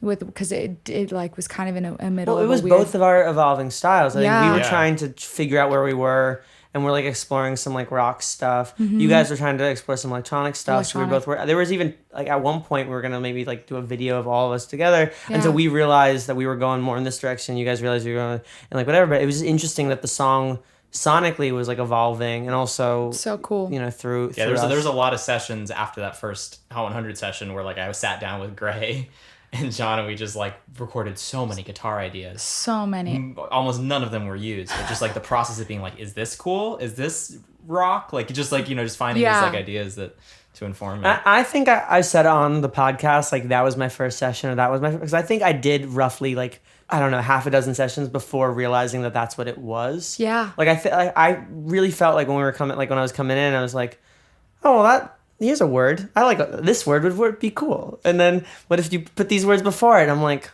but you could write the song. Like that's not a song. That's just words. Like, well, you know, you did that with Great Escape with me. Remember after my birthday night, you said to me, you're like, Jackie, this is a good song. Can you send the lyrics to me? Because I kind of want to see if there's like other ways that you can flip the phrases around. And some of the phrases I wound up being like, yeah, Nate, what the heck? That's really good. Like I never thought about that. Which is really funny. When I send out notes, like I just don't remember them. Yep. Mostly because again, like it's not, I don't need credit. Like I don't need whatever. Like there've been times where I'll just give notes. I'm like, I don't need credit. Like whatever. Just fine. Somebody will say later, like, oh yeah, you fixed that line. I'm like, I did? Oh, yeah. You probably didn't even know that you were doing sessions back then, but that's what it was. Like you helped write I think the that was song. one of the first sessions for sure. Absolutely. That session had like a lot of people on it. Well, at the end, did Willie work on it too? Yes. I think he did work on it. It was like Dwilly, Sayak, and I gave credit Barry. to Nisma because she was in our original group. Yeah. So I had to give credit to her, like you two, my band of 5 people. Hi, we're already at 10 I think people. we got the split sheet, and I'm just like, is this a birthday invite? Right, Like, it's more so a birthday invite at this point. There's but it turned out so well, and that was my first time. I actually don't think any of you guys knew this. That was the first time I'd ever co-written a song. Every song I did before that was me showing it to the band, them tweaking it, and that was it. So like doing that with you guys and like sitting down and actually being open to what other people say about my music and like what can I think we're so hot-headed as artists to be like, no, but it's mine. But like writing that song with you guys and with everyone like really introduced me to how helpful collaboration is and how monumental it is to changing a song. Yeah. Like, well, and I think in that microcosm, like I remember the feeling in that classroom was, I want to do right by you because it's your song, and I was feeling a lot of like respect, like, oh, but also I'm here for a reason, which I think is the ethos of the whole thing. Like I didn't realize necessarily the significance of that at the time, but any good session comes from that give and take of, okay, well, I'm here for the artist, but the artist is listening to me. Yeah. And that's a sort of mutual back and forth respect. We were talking about it on the way to coffee that like you were asking, well, you know, how do you know if a song's right for an artist or if they're going to cut it? And I said, well, it's kind of like when you first start dating somebody, like there are plenty of reasons for like early relationships to just end, but you always hit that point where like, oh, well, it would suck if this ended. yeah. Like it would like now my parents know them, or now like whatever. Yeah. There's always that part in the song too, where if there's enough skin in the game, if there's a line or a melody that like they can't stop thinking about, like you have them. Like like they will cut the song come hell or high water, because you know the songs that if there was a complication, if somebody needed a lot of money, if like, you know, like you had to go through some hoops to make it happen, you'd be like, oh, fuck that song. And you know the songs where it's like this is I'm releasing this to like a trash can in Brooklyn, like that, and that it doesn't matter to me. Like I will pay $5,000 to release that song to a trash can in Brooklyn. Like, well, and that's okay. So the reason why we were talking and why I asked you this question was because I wrote this song. It's called Body Language. Originally, like it wasn't going the way I wanted to, and I talked to the producer, Matt Browning, who I'm working on the song with, and I said, can you just do me a favor and can you cut Gray doesn't know this yet. I haven't told him. So Gray, if you're listening and you find this out first before I tell you, I'll make a conscious effort to call you and tell you this. I said, can you cut every part of Gray? Cut all of his guitars. And it wasn't because I didn't like how he played it, but it was because we had originally written it on guitar, and all of a sudden I was like, no, it's not a guitar song. So I was like, mute all of his stuff, listen to Camila Cabello, and I want you to like put like some marimba in it. It's basically like a song like Shape of You. You know what I mean? Yeah. So I said, do that. He resends me the song, Just Ideas, and I'm listening to it. I, no joke, played it on repeat in my car and like sang along to it for the next hour driving home to San Diego. And I thought to myself, I'm like, holy shit, this song's really good. Like, this song's really good. I'm like, this could go somewhere. And all of a sudden I'm thinking like, well, is it too good that if I release it, like it won't go anywhere? But maybe if I pitch it to someone, like they'll like it and it'll actually go somewhere. So that's why I asked you that question. It's like, how do you know when you should keep a song and release it and just hope and pray that enough people that it's going to go off like you're hoping it will? Or do you give it to someone else and then have them hit it big with it? Well, how do you know? I mean, and that's always going to be the gamble. Yeah. I mean, you have plenty of songwriters who have artist careers too, who have given their best songs to pop writers. Mm-hmm. And on the one hand, we'll never have to worry about anything ever again. On the other hand, like that could have been their star, you know? And I know, it's hard. I'll tell you when I find out, you know, like we're still trying to figure it out for ourselves. I'll let you know in 20 years. But again, like I think that there are songs, like if I'm willing to pitch the song, if that thought is in my head, like maybe it would be better with somebody else, that means that I don't care about the song enough to hold on to it. See, and I love the song a lot, so maybe that means it's like mine. If you heard somebody else singing it, and would it kill you inside? Like that's the thing. There are songs there are songs I've written that even though I think maybe it would be better if like so and so cut it or this, you know, and maybe I should try this pitch thing or even give it to a friend or something, that like if I heard somebody else singing it, if I heard somebody else's name like attached to it, like I think my heart would break a little bit. And I think my heart would break too, but I also have this huge, overwhelming fear of, well, maybe my voice isn't supposed to be commercial. But like there is no supposed to and there is no commercial.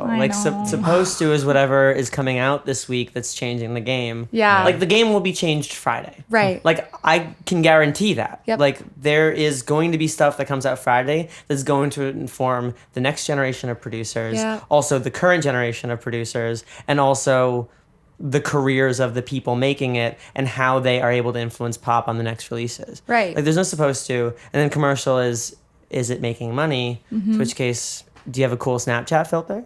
Like, I need to get one. Yeah, right. I don't know. That's what you're telling me. I'm not. No, I'm. That's not. That was the plan 2 years ago. Not the plan anymore necessarily. Definitely not a Snapchat or it is. filter. No, who not knows? Snapchat. What do we know? Do we know things? filter? TikTok filter? TikTok meme. Meme generator. TikTok dance. MySpace. Hear me out. I was about to say, hear me out. MySpace video. Hear me out. Club Penguin. Flash mob. Club Oh Penguin. my gosh, Club Penguin. Yeah. Wow, that was my jam. Neopets. Yes. Webkids. Hamtaros. Hamtaro. All is to say that like there is all of that is a narrative that you know that you say to yourself. Like there are reasons to pitch a song to somebody. Yeah. It's all part of the thing. There's no correct answer. There's no correct unfortunately. answer. I know. You know? I just needed to like suck it up because like I said, it was going to be my next single and it was going to be released, but all of a sudden I'm hearing it and I'm thinking, wow, that's good. Well, what if I release it? Then maybe it won't go as far as it's supposed to. So maybe it has to be someone else. And now I'm putting it on hold. And but there's also, I mean, we put everything. We were gonna put out stuff this year, and we had to put it out on hold for next year. There's always gonna be those frustrations, but also like if it means that the thing is right, like the patience is important. And we were talking about it like after The Voice, there were eyes on you. You know, there were things that But the truth of the matter is that those eyes just want you to do what you want to do. Yeah. And they'll hear it if it's rushed, and they'll hear it. And I think that's the territory to navigate. Yeah. It's just difficult. It's difficult to come off of a show like that and then say, okay, what next? Because you have a platform, you've all of a sudden got all these followers who are interested in you. You have those people that try to take advantage of you, which you try to see your way through those individuals. But it's definitely been difficult because like I got off the show and then all of a sudden my band, we all had separate interests. And so we all decided to split ways. And it was just really difficult to find out, okay, what's my calling now? Because now I have to start literally square one because every song I ever wrote was with them and was for our band, which always had a rock edge to it. Now all of a sudden it was like, wait, I can write anything, which terrified me. Because I can't play an instrument. I mean, I probably could dabble if I wanted to, or if I really took the time to dedicate myself to learning an instrument further than just the basic chords. But every single time I wrote a song, I sat down with Gray or I sat down with John and I was like, here's a melody. And they would come up with a chord progression like that. All of a sudden, that was all taken away from me. So I would like sit in my room sobbing, crying, like, I'm not supposed to do this. Like, and then I kind of sucked it up and realized it was the biggest blessing in disguise. Well, and you were saying like coming off the show was like was that whiplash. You had all this stuff and now you don't have this stuff. And also, but you now have these eyes that want you to have all that stuff. Yeah. And how do you get and the that stuff? if you don't do that stuff, then all of a sudden people are like, oh, she's just another person from The Voice that didn't go anywhere. Like so many of us have, unfortunately, which is so sad. I've made a promise to myself I'm not going to be one of those people. I've made that promise to myself. I'm not going to do it. Yeah, I might be a year behind. I should have jumped on it right away, but I just went through a really dark time of like self-doubt and self-discovery during that after The Voice about what do I really want to do. But you found friends too. You know, I see the friends you made like on Instagram, and I know they have your back. And you're even saying like while we were setting up that like Adam still is like in your corner. You know, Adam Levine's the homie. He's really one of those individuals that if he hears an artist who really has potential, I think he really wants to do everything he can to just give the best advice possible. And to this day, like I was mentioning to you guys earlier before the podcast started, was some of the best advice that I've received was from Adam Levine after a concert over Instagram. Like I literally even told him, I said, I think you need to do a TED Talk about this because the amount of people that you would inspire in the industry to just say, and everyone knows every artist struggles. Some people get it easy, some people don't. But like he was so honest about, you're going to have really shitty days. He was like, I had days where I just wanted to give up. I had days where I was like, screw this, I'm going to become a rap artist. I'm like, what? Adam, what do you mean? Like he just basically said there was one saying, and I really want to find it in my phone. I don't have my phone on me right now, but it was basically about like something when the lightning strikes, it strikes in multiple ways. Like it's never just one, there's always a branch. And he was like, you are the lightning. So when you strike, know that you're not just going to hit one thing, you're going to hit multiple. And that was like really cool for me to think like a storm doesn't always come, but when it does come, like it has major impact. And it was just such cool advice for him to be like, when you strike, when it's hot, when it's ready, know that your strike will hit multiple things. No, I mean, and that was when we started, like when things were like rough, like we always used to say like there'll be more and there'll be better. Yep. Like whenever there was, you know, we were in the dumps about it, whenever we played a bad show, whenever, you know, like a song came out and it didn't do as well. There'll be more and there'll be better. And then now we say, you know, bit by bit then all at once. Because that's the thing is like, and I said this before, and you know, every action has an unequal chaotic reaction. Like we could be doing all these crazy big gestures or plans or, you know, write things that we think are hits. And then we write something that we, you know, thought was kind of like a toss out and that winds up catching like fire. I don't know. We don't know shit. Yeah. And we won't can't prepare for any of it. You know, like that. And that's the thing is like, you can't. You really can't. It all goes like, back to what we started in the beginning. It's all about authenticity and just like having the right intentions, but not having too much intention behind you, what you do. It's like just let it flow. Well, it's like improvisation. Know the theory. Yeah. Know what's happening around you. Know everything like there, and then shut off. Just forget all of it. Just forget everything. Don't think. You know, think enough to get yourself to a place where you can not think, and then you can do good work. Yeah.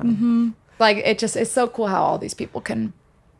Oh my gosh, just do what they do. Well, and that's the thing. Like I could mindlessly be doodling right now, and it'd be a bunch of squiggles, like a lot, you know, like shapes or like whatever. Have you seen like an actual like artist mindlessly doodle? Never. Like they can draw the most beautiful figures and faces and creatures and everything like that. With like if I was sitting, giving all of my attention, could not do. Yeah. You know. Well, it's like that thing that the guy said to you at the party. Someone at it was actually a party at Noah Gopin's house. Someone talked to me. Is just like I think about lifting weights. It's like the guy who's lifting 50 pounds and the guy who's lifting 10. Like their experience is roughly the same because like once you get to a certain point, like once we're accustomed to the thing that you're doing. Yeah. Like if you're pushing at your limit, your human experience of the thing is like is the same. Like everyone's having the same experience of pushing their limit. It's just your limit changes. Yeah. Like we can all do something that a good chunk of people can't do without having to think about it. Right.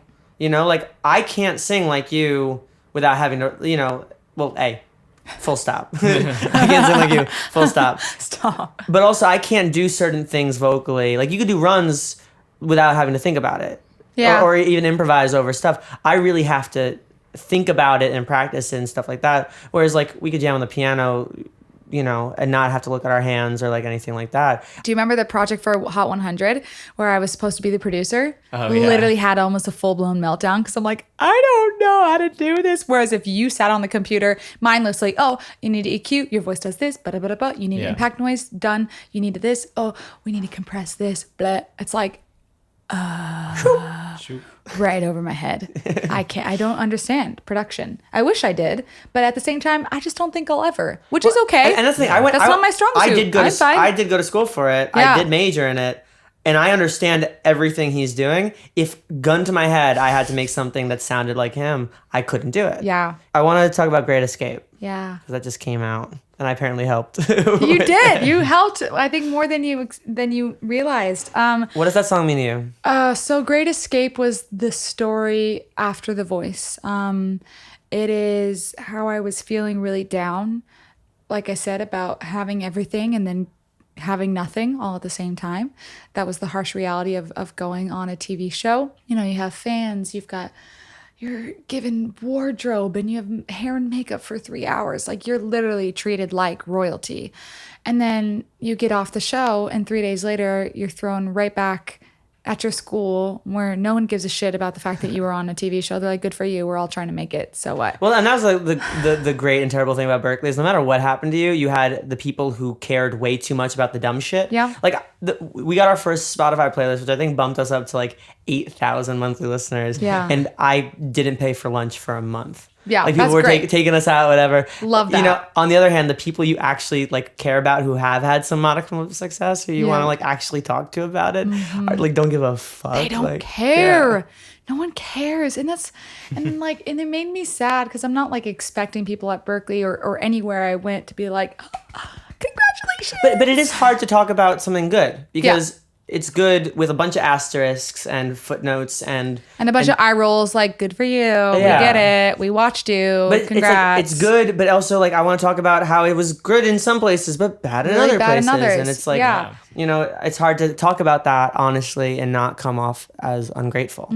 Yeah. So the song Great Escape basically came from that experience of feeling high highs and low lows and being in a point in my life where I didn't leave my bed until 2:00 in the afternoon. Like, I literally stayed in bed because I had no want to do anything. I was so down and out about what had happened and then getting nothing, having no, you know, I kind of hoped people from record labels would call or management would want to reach out to me, and it didn't happen. And I think maybe I set my expectations too high, or maybe I was consumed by the show, that thinking that this is going to be what's next. And you cannot plan for anything. Like, you cannot expect something to happen. So Great Escape is that story of, I'm low.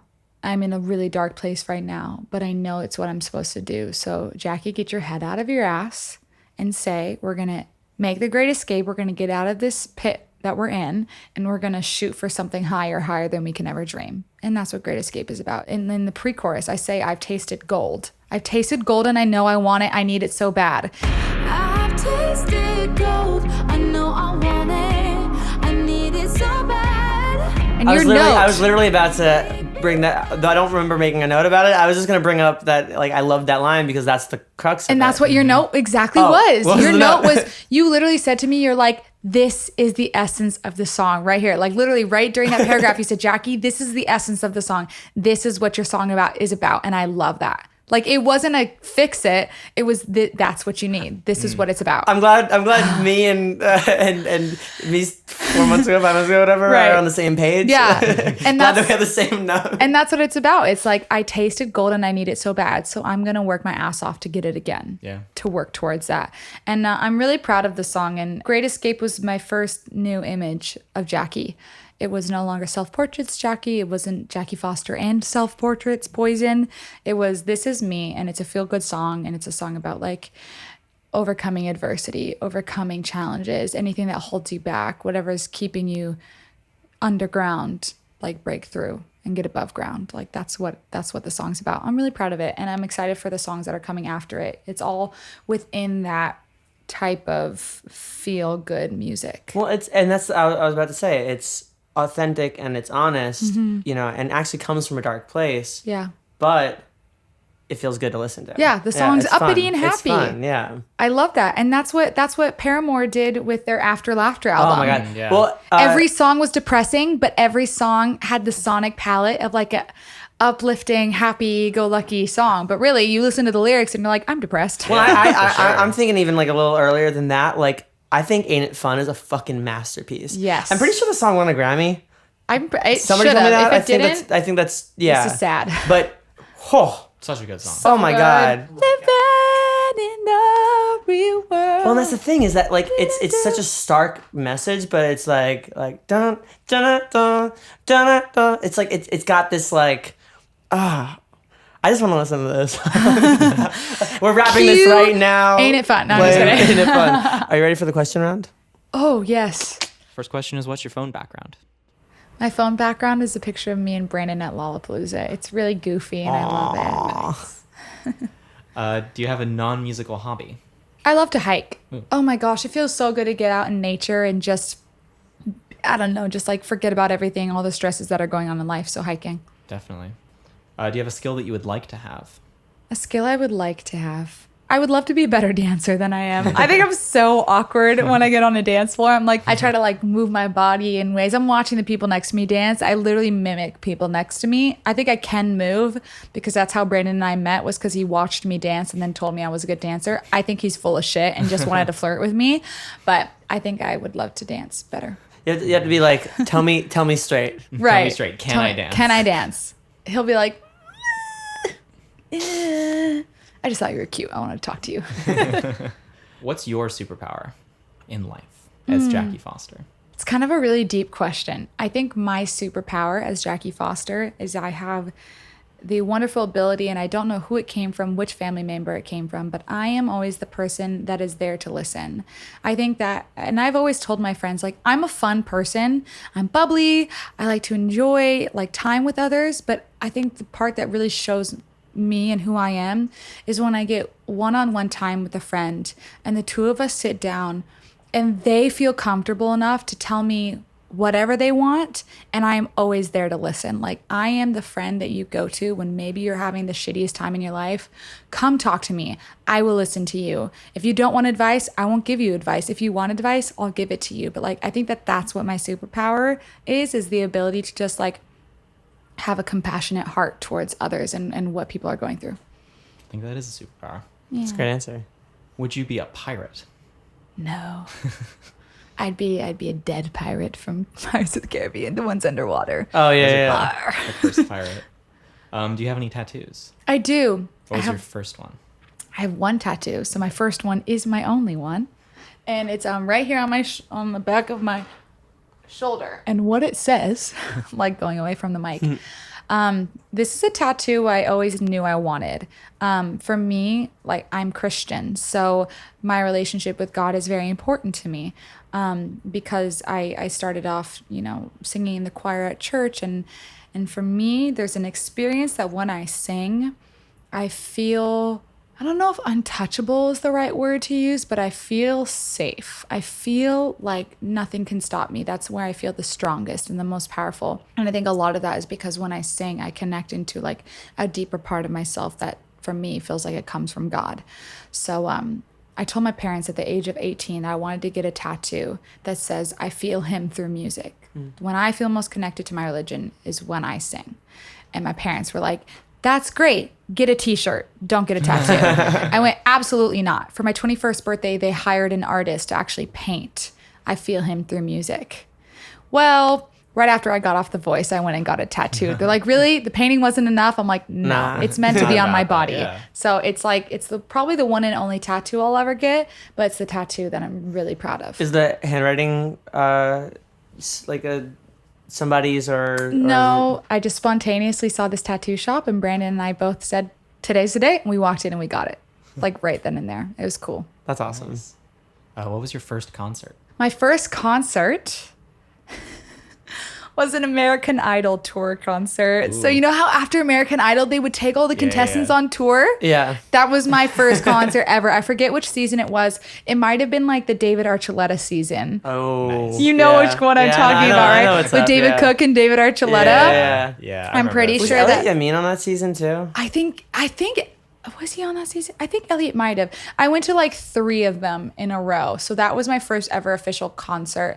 But single artist with like just one person, Beyonce. Nice. That's a good one. Yeah, Staples Center, Los Angeles. Nice. Great. Oh, that's good. Definitely not as cool as my first concert. My first concert was Serge Tankian from System of a Down with the Milan Symphony Orchestra. Now mine was Yes at Jones Beach, so y'all can. I mean, Beyonce is great. Yeah. Do you want to know what Brandon's was? What? The Jonas Brothers. That was his first ever concert. Wow. We're like, we need to make it full circle. They're on tour right now, and my buddy Mark is singing background for them. So we're like, we need to go. Yeah. We need to go see them. We also know Michael. Do you know Michael? Yeah. Yeah. Michael's also playing. He's keys on, yeah. Michael Wooten, and then Mark Joseph is doing backgrounds, and then I think we might know someone else that's involved. All my friends are doing cool stuff, man. This is an important question for Jackie Foster. What is your go-to karaoke song? Ooh, my go-to karaoke song. Well, naturally, I'm gonna sing something Paramore, probably, because so many people tell me how often I sound like Haley, which, wow, that's a beautiful compliment. Thank you to those who have said that. So it'll probably be I hate to say I told you so. I told you so on the new album, After Laughter. I hate to say I told you so. But also, I love Man, I Feel Like a Woman, Shania Twain. I do Sugar We're Going Down. It's a great song. Yeah, because I can sing it if I haven't had anything to drink and haven't talked to anybody that night. Right. And I can barely sing it if you include those two things, which makes it even better. What is your favorite movie, book, and TV show, respectively? Ooh. Okay, so I'm going to say favorite movie of all time, still to this day, because it gives me chills every time I watch it, is The Dark Knight with the Joker. Yep. Now, granted, I'm going to try and see the new Joker movie tonight after my 2 sessions. We'll see how that goes if I'm awake, but that might change to my new favorite movie because I've heard incredible things about Joker. I've heard mixed reviews. So I have too. I'm curious. So Dark Knight movie-wise. Book-wise, I'm not much of a book reader, which is horrible. So we'll skip the book part because I really didn't do many books growing up. TV? Oh my gosh, I'm a TV fanatic. It's really unhealthy. No, I mean, we watch a lot of TV. Yeah. It's like, it's really unhealthy how much TV I watch. Housewives of Beverly Hills and Orange County. Okay. Yes, love it.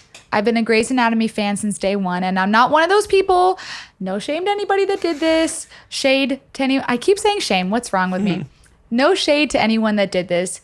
But all you fakers who went on Netflix and watched and binged every season, people, I've been there since day one. That's how I feel about people who watch like Lost or like Breaking Bad and stuff. I'm like, between the episode she smashes the rock and the other thing that happened after that, I had to wait a year. And between Hank finding out on the toilet about Walt and the rest of the show, I had to wait fucking year. A year. And you just get to watch the next one. Get to watch it. Like, you just get to, like nothing happened. Like there's no...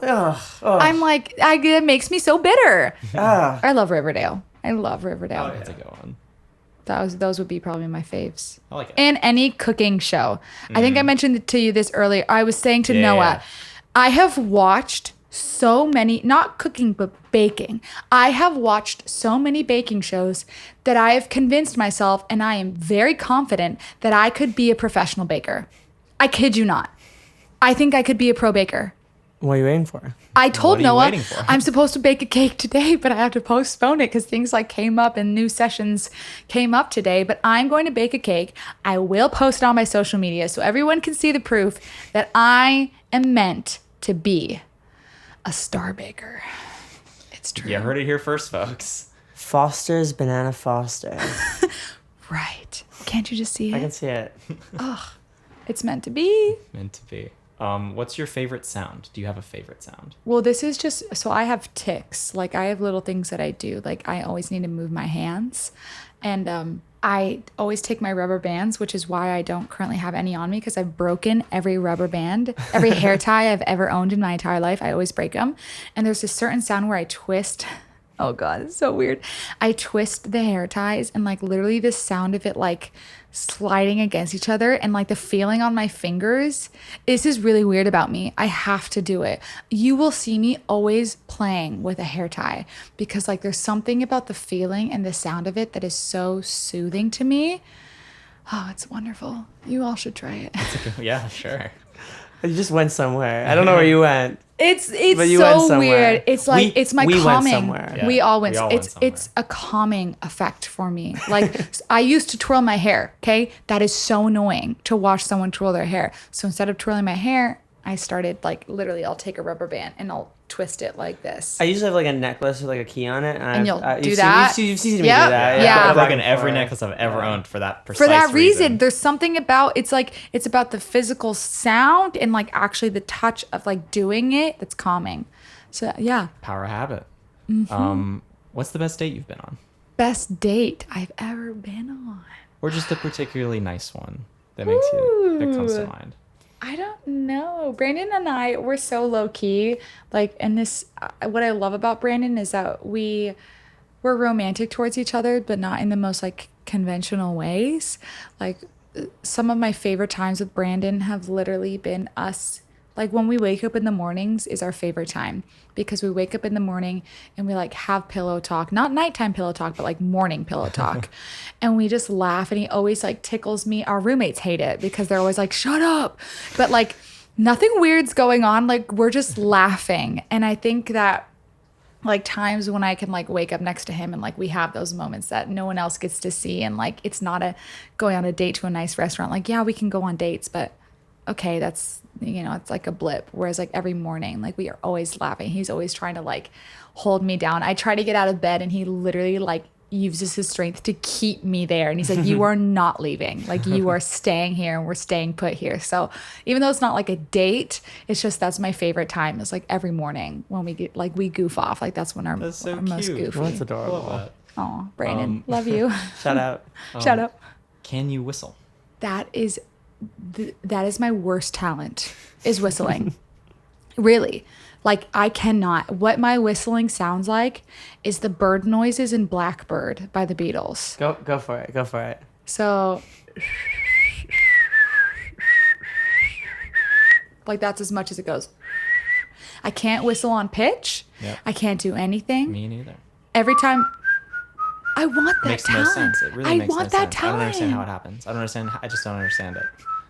Like, if someone told me to like whistle, like let's say I did like wise men say only fool, doesn't happen. It's unfair. Yeah, right? I can't. I wish I could. Show off. Sorry. Show off. What are 3 thoughts you have at this very moment? At this very moment, thoughts? The I don't most know. stressful question. The most stressful. Yeah, that is a really stressful question.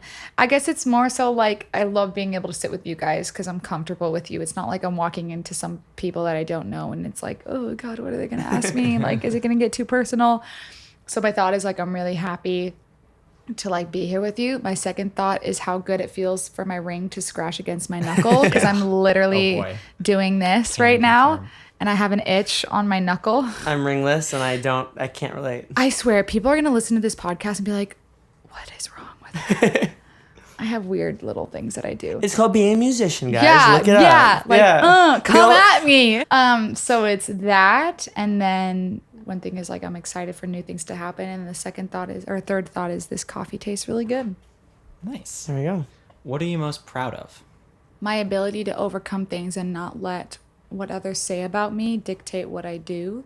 I'm really, really proud of the strong head that I have built over the last 8 years of my life. Because anyone who knows my story, even though it was never shown really on The Voice, they never wanted to talk about it. But I got bullied really, really bad in high school and middle school. I wound up turning my experiences around to become a positive thing. I've always felt like I should be a spokesperson because maybe I just have that personality of just like, I just love to talk and I love to speak to people, which is why I love being a good listener because I just really want to connect with others. But I wound up starting a program in my middle school called Soul Effects with a teacher who came to me after hearing my experience getting bullied in my middle school and high school. And we started a bullying program where middle school kids can team up with a high schooler and share in their experiences. And high schoolers, even though we're not the most wise, but a lot of us have overcome a lot in high school in that transition. And it's built to become a huge program in Southern California and branching out into other spaces of the United States. And I got to do a whole assembly in front of my entire high school about my story and why I started the program. And I think for me, it's like the most proud I've been to take something really, really traumatizing, something that easily could have ended my life. And I chose to make sure that it didn't end my life. And my goal is to always inspire others through music, through talking, through the actions that I do, that there's cruel people in this world. And I want to make sure that those who are experiencing the cruelty are always heard and always understoed. Yeah. That's amazing. Yeah, that's great. I think it still kind of breaks my brain a little bit when people are textbook evil. Like I think I can understand like gray area or like self-interest evil, but like textbook, there is no redeeming other side of looking at this. Like that. And I've met those people. They're not nice. No, yeah. I like that breaks my brain a little bit, and although I think it's interesting that like I feel like people don't want to hear about somebody who was bullied, especially somebody who is positive, whatever. They want to hear about how somebody who is put together has been knocked down. But I think if anything, you're strong not by how you hold yourself up, but by how you got yourself up. Yeah. I think that it's not about avoiding the hole. It's about like learning how to sort of get out of it. Yes, how to get out of it. It's all about the process of going through it. Yeah. It's not about like, oh, I'm sad, now I'm happy. It's like, no. Yeah. There's a whole bunch of steps that you have to take in order to feel like you are right with yourself. Well, I try to wear it on my sleeve too. I don't let anybody sort of take that from me. Like, oh, you're a positive guy. You think good things are happening. I'm like, you need to see all of this. You need to see everything it took to get there. Yeah. Like before we can have like a real conversation about absolutely. Not even just like any kind of like professional thing, just being a person and being like emotionally okay. Yeah. What all the sort of steps and stuff that shit takes. I feel like not enough people are talking about it and the casualties of that are apparent. They are. They definitely are. But luckily, the conversation's happening. It is, which I'm so happy it is. But back in like high school, it still wasn't really being talked about. Now, 4 years later, 5 years later, like people are really opening up about that, which I love. And I still am always a supporter of any anti-bullying movement, anything that I see online. I just think it's important. So I think growing up, the thing that was really complicated about mental illness and about struggles and stuff was I was growing up around the time of like young adult novels and those sort of TV shows and stuff, to the point where like that struggle and the sort of emo-ness of it was almost fetishized. Like I had a bunch of friends who considered the value of the people around them by like what they had suffered, to the point where they self-sabotaged and to the degree where I feel like there's so many people in our generation now who self-destruct as just as a way of coping, as a way of like, that's what they were taught. I'm only now starting to realize a lot of different stuff in that space, misunderstanding and depression and, all of those things and made you almost cool for being so wildly misunderstood. It was like the sad boy effect. Like everyone loved the sad boys. Yeah. And then the sad boys became assholes who wouldn't get help and would drag everybody down and refusing to find a way out because their identity was tied into being sad. Yeah. And that I think was their it's bullshit. thing. I think it's like, and this is I want to really fetishize being happy. Thank you. This is a really bad side tangent, but like I've always said, like my thing was I'm always smiling. Well, being smiling and happy is not cool in the industry. If you see a lot of the women, they're like the cool, smug, like sexy face, like, oh yeah, I'm cool, girl. Like I don't care. I'm like, that's not me. But also, Lizard just had a #1.